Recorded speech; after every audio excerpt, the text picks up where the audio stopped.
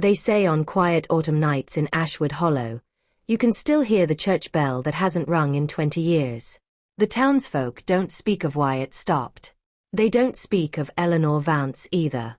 But perhaps they should have. This is a story about silence, about accusation, and about a debt the earth itself demanded be paid. In the fall of 1987, Ashwood Hollow was the kind of town where everybody knew everybody, or thought they did. Population 2,847. 3 churches, 1 diner, and more secrets than gravestones in the cemetery on Miller's Ridge. Eleanor Vance lived on the edge of town in a modest house with blue shutters and a garden that bloomed even in drought. She was a woman of few words, which in a town that ran on gossip, made her suspicious. She worked as a bookkeeper at the town hall, kept to herself, smiled politely but never lingered for small talk. The old women at St. Catherine's Church called her cold. The men at Murphy's Bar called her uppity. But the truth was simpler. Eleanor just preferred silence to the noise of judgment. Then came October 17, 1987. The town's emergency fund, $50,000 saved for repairs to the elementary school roof, vanished from the town hall safe. Gone. Every last dollar. Sheriff Porter launched an investigation. 3 people had access to that safe: Mayor Dutton, his secretary Margie Walsh, and Eleanor Vance, the bookkeeper. Mayor Dutton was a pillar of the community. Margie Walsh had 5 children and sang in the church choir. That left Eleanor, the quiet woman who lived alone, who never attended town gatherings, who kept herself apart. The whispers started at Murphy's Bar on a Friday night. By Sunday service, they'd become accusations. By Monday morning, a crowd had gathered outside Eleanor's blue-shuttered house. "Thief! We trusted you. How could you steal from our children?" Eleanor stood on her porch, silent as stone, watching the faces twisted with rage. Sheriff Porter asked her to come in for questioning. She complied without a word.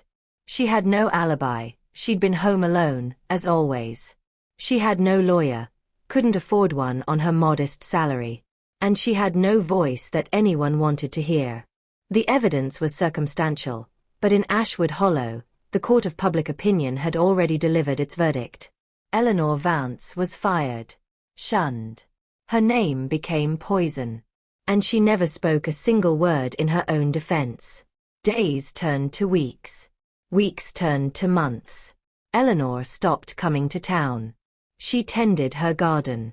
She lived on the vegetables she grew and the preserves she'd canned. Once a month, she'd drive 30 miles to the next county for supplies, avoiding Ashwood Hollow entirely. The town moved on, as towns do. The school roof was patched with donated funds and volunteer labor. Life continued. But people noticed something strange. Eleanor's garden still bloomed. In fact, it bloomed more beautifully than ever. Roses in December, tomatoes heavy on the vine in January. Her house seemed to glow softly in the moonlight, the blue shutters bright even as paint peeled from every other building in town. Some folks felt guilty. A few even considered apologizing. But pride is a powerful thing, and admitting they might have been wrong felt like admitting they were fools. So they said nothing. And Eleanor? She watched. And waited. And tended her impossible garden. 5 years passed. Then 10. And the town of Ashwood Hollow began to rot. It started small. In 1992, the church bell at St. Catherine's cracked during Easter service. The foundry said the metal had somehow corroded from the inside. Impossible, they said, for a bell that was only 40 years old. In 1994, the elementary school, the one they'd patched with donated money, developed a mold problem so severe the children started getting sick. The building had to be condemned. Classes moved to a cramped community center.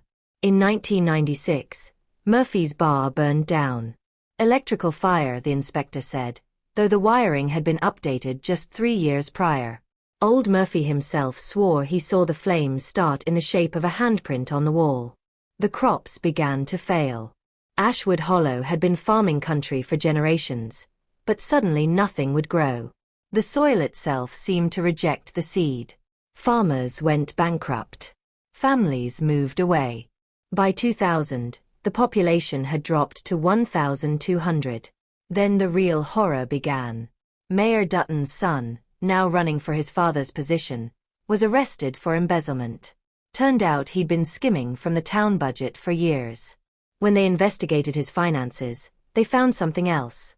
A deposit of exactly $50,000 in October 1987, into an account under his mother's maiden name. The emergency fund. It had been Dutton all along. He'd framed Eleanor and lived with the secret for 13 years. The scandal broke him. He confessed everything in a rambling statement, then drove his car into the river off Miller's Ridge. They found him 3 days later. Sheriff Porter, who'd been so quick to arrest Eleanor, was diagnosed with early-onset dementia. He wandered the streets at night, knocking on doors, asking if anyone had seen the woman with the blue shutters, because he needed to apologize for something he couldn't quite remember. Margie Walsh's eldest son, the one she'd protected by letting Eleanor take the fall, became addicted to painkillers after a work accident. He stole from his own mother to feed his habit.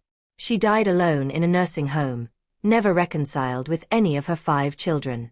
One by one, everyone who'd stood in Eleanor's yard that October morning in 1987 suffered misfortune. Not random tragedy. Poetic, specific justice. The woman who'd called her a thief lost her business to a fraudulent partner. The man who'd spit on her porch lost his farm to a bank error that took years to resolve. Years he didn't have. The families who'd forbidden their children from going near her house saw their own children grow distant, move away, forget them. By 2007, Ashwood Hollow was a ghost town. Population: 314. The young had fled. The remaining residents lived among the ruins of their judgment, too old or too poor to leave. And Eleanor Vance still lived in her house with the blue shutters, her garden an oasis of life in a town that had become a graveyard. One autumn evening, 20 years to the day after the accusation, the remaining townsfolk received letters. Simple white envelopes. No return address. Inside, a single sentence in elegant handwriting. You may come to me now if you wish to know. At sunset, they came. 11 people, walking slowly up the path to Eleanor's porch. The same path they'd stormed 2 decades before. Eleanor was sitting in a rocking chair, older but somehow unchanged. Her hair was silver now, but her eyes were bright. She didn't stand. Miss Vance, croaked old Mrs. Henderson, leaning on her cane. We wanted to say. Eleanor raised a hand. Silence fell. When she finally spoke, her voice was soft but carried like wind through empty rooms. You want to know if I cursed this town, she said. It wasn't a question. No one answered. I didn't, Eleanor continued. I never said a word against any of you. Not one spell. Not one prayer for vengeance. Not even one angry thought that I let myself keep. She rocked slowly in her chair. But you cursed yourselves. A town built on false witness can't stand. Every lie you told poisoned the ground beneath you. Every time you saw me and turned away, you turned away from truth itself. And truth has a way of collecting what it's owed. Mrs. Henderson was crying now. The money. We know it was Dutton. We know you were innocent. Did you? Eleanor's voice was gentle but sharp. Or did you know I was convenient? Quiet enough not to fight back. Different enough to make a good villain. She stood then, and in the dying light, she seemed taller somehow. More solid. As if the town around her was fading while she remained. I stayed because I wanted you to see it. The slow death of a place that chose comfort over justice. I tended my garden and watched yours wither. Not because of any magic, but because you planted shame in this soil, and shame is all that grew. What do we do? Someone asked. How do we fix it? Eleanor smiled, sad and knowing. You can't. That's the thing about false accusation. It doesn't just hurt the person you accused. It corrupts everyone who participates. Corrupts the land itself. You turned your backs on an innocent woman to protect your illusion of certainty. And illusions, once shattered, can't be rebuilt. She walked down the steps, through the crowd that parted before her. Where will you go? Mrs. Henderson called after her. Eleanor paused at the garden gate. Somewhere quieter, she said. If such a place exists. She walked down the road as the sun set, her silhouette growing smaller. Behind her, the blue shutters of her house began to fade, paint finally peeling, wood finally weathering. The garden that had bloomed for 20 years wilted in minutes, as if it had only been waiting for her permission to die. By morning, Eleanor Vance was gone. And Ashwood Hollow was left with nothing but the weight of what they'd done. Today, Ashwood Hollow is barely a mark on the map. Population: 47. The house with the blue shutters still stands, though it's grey now and sagging. No one will buy it. No one will tear it down. They say if you visit on October 17th, the anniversary of the accusation, you can still see lights in the windows. You can still smell roses blooming in a garden long dead. And if you're very quiet, if you still your heart and listen with more than your ears, you might hear what Eleanor Vance never said that day 20 years ago when they called her a thief. I am innocent. And you will remember this. The town fell. Not by curse. Not by magic. But by the simple, terrible weight of its own injustice. Because the earth itself keeps accounts. And silence, sometimes, is the most powerful testimony of all. This has been a Moonlight folktale from the heart of America, where the roads are long and the memories longer. Remember, false words can burn a town to ash. And sometimes the quietest voice is the one that echoes longest. Until the next dark tale, keep your doors locked and your conscience clear. The moon is watching. What would you have done in Eleanor's place? Would you have spoken up? Or let silence be your weapon?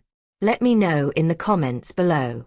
And if this story gave you chills, there are more Moonlight folktales waiting in the shadows. Subscribe to hear them.